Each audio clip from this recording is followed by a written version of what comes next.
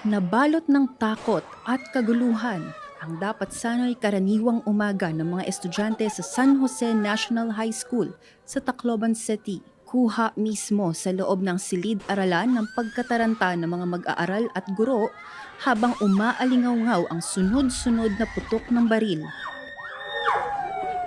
Ayon sa Tacloban City Police, bandang 9:40 na umaga nagsimula ang insidente sa gitna ng mga klase.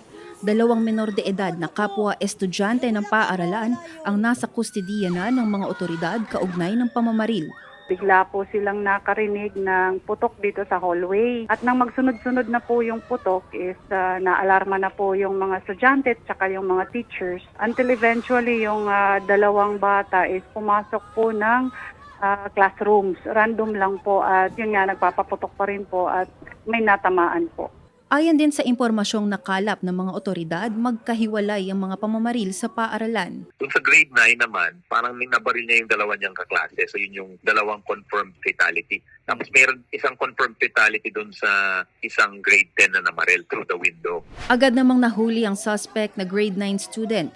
Samantala ang grade 10 na suspect tinangkang tumakas pero kalaunay nadakip din ng mga otoridad.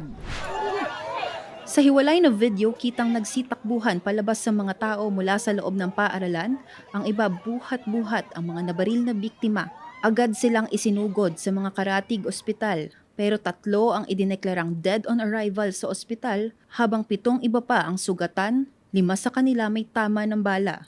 Isang anggulong tinitignan ng umano'y bullying. Inaalam din kung saan nakakuha ng armas sa mga suspect at kung paano ito naipasok sa paaralan. Ayon sa mga teachers dito na napagtanungan namin is most probable daw is dala nila yung Although may guard po yung school is meron po kasing ibang nadadaanan. Isa lang naman po ang gate ng na to kasi parang enclosed. Mga pader lang po ito na kayang i-access ng mga bata. Ayon kay Education Secretary Sonny Angara, nakahanda ang ahensya na tumulong sa mga biktima at kanilang pamilya. Kabilang dyan ang psychological support sa mga estudyante, guro at school personnel na nakasaksi ng pamamaril. Balita namin, ayaw daw tanggapin yung isang biktima dahil walang ma-deposit yung humihingi muna ng deposit. So sabi namin, i-advance na muna yung pera, kami na bahala, huwag na problemahin yun. Patuloy namang nagpapatupad ng mas mahigpit na seguridad ng pulis sa paaralan habang isinasagawa ang investigasyon.